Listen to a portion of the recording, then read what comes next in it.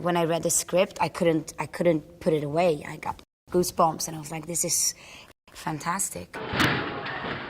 It's not so very different from the world we live in today. This is probably the most challenging thing I've ever done.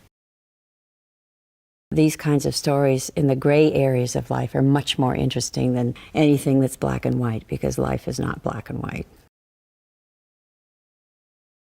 It's the world in the future, near future, but the world hasn't really gone that much forward. It has taken one step forward and two steps back. The premise is we're in an overpopulated world, and the government has set a one-child policy that they want strictly enforced. 7 sisters, 7 identical sisters, surviving as one in a world where siblings are not allowed. And the grandfather actually raises them. You must work collectively. And because they're 7, he names them each one day of the week.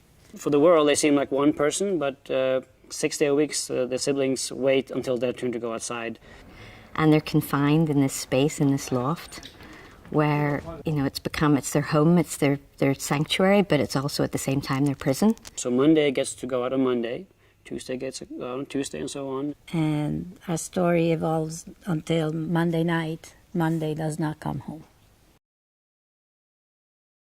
Well, Karen Setman is a character created by Terence Setman, who is the grandfather of the characters that Noomi play, and he's constructed this character for them to live through and to be when they go outside the house. That are function as one, and they're completely depending on each other, but they still have their own desires and dreams and personalities. Well, technically speaking, one of us will get to live. Monday is the most like Karen Setman. She has embraced this life. Tuesday is the hippie, she smokes dope, she's kind of like whatever. Wednesday is the sports fan. She is athletic, rough, tomboy. Thursday is the rebel. She doesn't want to be Karen Setman once a week. She wants to have her own life. Friday is a computer geek. She has very bad social skills. Saturday, of course, she never goes to work. She's always the one who has to take clients out for drinks or meet them in a social setting. And Sunday is the mother of them all. She's the one that cooks dinner and takes care of them. So they all have different skill sets that they bring to the character and to the life of Karen Setman, which makes them combine a very, very strong person.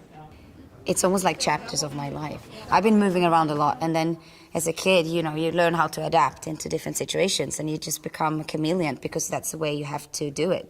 And also the idea that, you know, there's a little bit of Monday, Tuesday, Wednesday, Thursday, all of these characters in all of us. I feel like all of them are parts of a fractured psyche. She needs to come up with something. We can come up with a funny line that she kind of comments on her face and her being blonde, and the apartment is a complete mess. I am absolutely lucky because when Raffaella told me it's Noomi Rapace, I was immediately went to see the face. And I see all the space is correct to do changement. I say, oh, meno male, fantastic. It's just amazing to see what Noomi can do with bringing to life these 7 characters. You know, she has so many great qualities, but the fearless aspect of it and how much I knew she would embrace it is, of course, key. I have a slight dose of schizophrenia in me. I don't know. Willem Dafoe plays the role of Terence, who is the grandfather of the characters that Noomi plays. And he is their guardian. He's the one that raises them and teaches them about the world and how to survive. It's an interesting character because he's a man that you're not quite sure where he fits into the world or where he comes from, but he's obviously given everything up to take care and nurture and teach these 7 children. Action!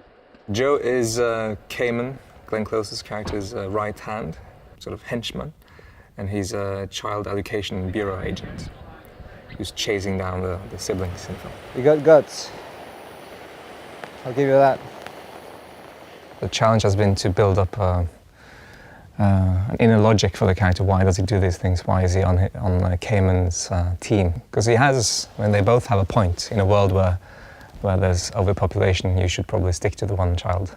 Glenn Close plays Nicolette Cayman, who is the leader of the Child Education Bureau, the boss, the person who runs it all. And I think she is a person who believes strongly in what she does, and I think she's right about the world in so many ways.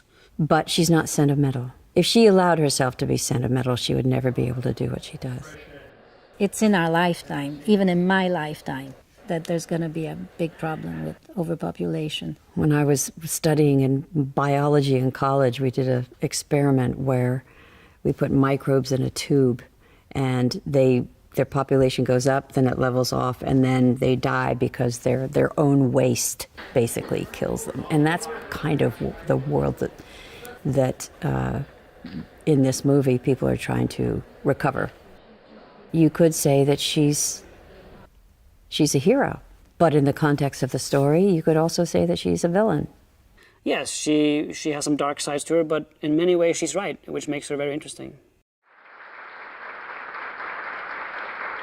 You know, the screenplay made that list of best 100 screenplays in Hollywood. It's called the Blacklist. All the independent scripts, the best ones, are in this blacklist every year, and this had been there a few years ago. I remember reading about it. So the screenplay had a lot of heat on it, and we had several directors involved, and then for one reason or the other, it didn't work out. One important thing to know is originally when we bought the script, the lead character was a man. I got a call from CAA, and they asked me to meet Tommy. When I met with Raffaella, the producer, the first time, I said, yeah, this is interesting to me. I love the world. I love the style the style I have to offer to this, and I love the ideas in it. I love the themes. But if I'm going to do it, I want to do it with a woman. Obviously, with a man, you can do it, but it wouldn't be the same. It wouldn't be as colorful. It wouldn't be as dramatic. And then Tommy was friendly with Noomi, and then they were talking to each other, and she says, I love the concept. I absolutely want to read it. So we decided to completely rewrite the script for her. I can't help but think the movie's appeal will be quite unique, because it'll appeal to young girls as well, because they'll identify with this character. Every shot that involves all the sisters, that involves duplication, is different often, and we have different techniques for different shots, and we use all different. We use face replacement, we use split screens, we use static cameras, we use the doubles. We have actresses that we had hired in to portray the siblings from behind in certain shots and in the background for certain shots. It's really tough, because usually in a conventional movie you cheat all the time with the lighting, with the camera angles, but here we cannot, because once we lock the camera and we place the lighting, it has to be like that for the whole sequence, mostly. We have to actually shoot her role as one character in each of the shots before we can move on, and then we go back and we shoot each one. So because of that, it's challenging just to keep your head around all the active shots at any given time. We have the replication and we have the different layers, and if we move something, then the layers don't match and we have to go back again, and of course that's a disaster. But in terms of visual effects work, I think there's a couple of shots in one particular chase sequence which I'm looking forward to seeing. There's pretty great stunts, that rooftop chase, and lots of drops.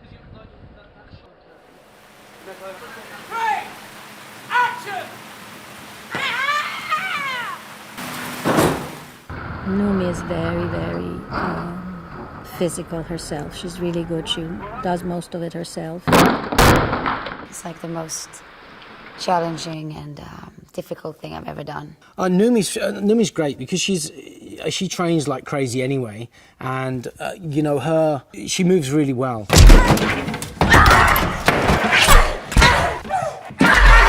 We only done one real fight scene with her, but that was a big one, and it involved all of the sisters that she's playing except one. There's 5 of the sisters who actually have a fight there with like 3 enforcers, or 3 agents. When the fight starts, they get to experience them one by one as they attack them, and in all their different ways and with different personalities. 2 of them had certain skills, and the rest of them had absolutely nothing. So it was trying to make it believable that it's not too martial arty, or suddenly like 5 sisters could beat the hell out of 3 guys. And so it was trying to keep it realistic in that respect. 1, action!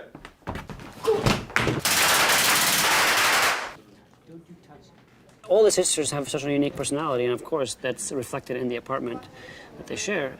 50% of the movie is in the loft. So there's our old, gritty, warm, when you're actually concentrated on an area, you see that personality. But then when you see the whole loft, it all feels like one place. It's their safe space, but at the same time, it's very representative of the world that is outside, which is just crowded and overpopulated. We found some amazing locations that we're going to shoot in, and we're also building parts of it. It's of course the heart of this world in a way, because this is where children are being taken if they're caught. This is where Cayman rules from. This is her base of operation, and it was important that it's big, it's grand, it's unique, and but it should also feel like a scary place to go to.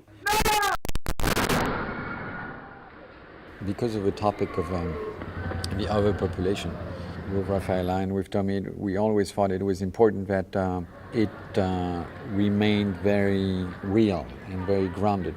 Because it's futuristic, but there's nothing in the script that really demands that it's terrifically, technologically different. It's almost like we've kind of just bumped along the way we've been bumping along. It's just, just try and keep it as simple as possible. Take something that you're familiar with and give it a little twist if we possibly can.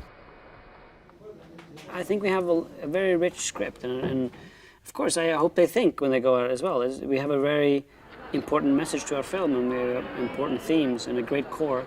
And I do believe we're touching on a couple of very important subjects when it comes to the future of our planet. When you see all those 7 siblings interacting, you get struck by the originality of it all.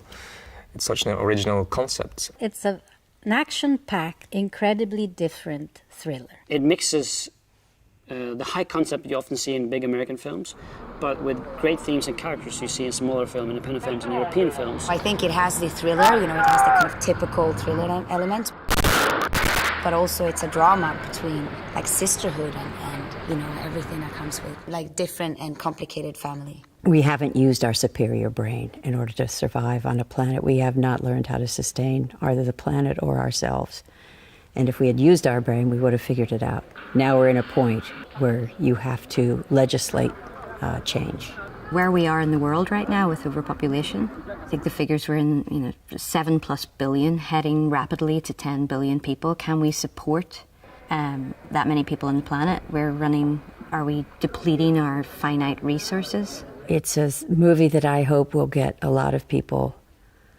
They'll be entertained on one hand, and I think we will have done our job if they go out really questioning and thinking about how Homo sapiens, how humanity relates to the rest of the planet. I should have seen this coming.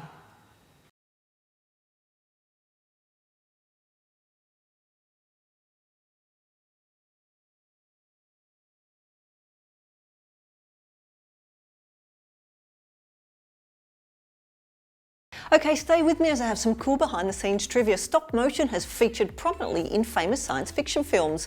2 of the RoboCop movies feature the stop motion technique at work, and the finale of the first Terminator film was done with stop motion. Now, do you like my shirt? You can get one for yourself in the shop under this video, and remember to click here below to subscribe for more great content.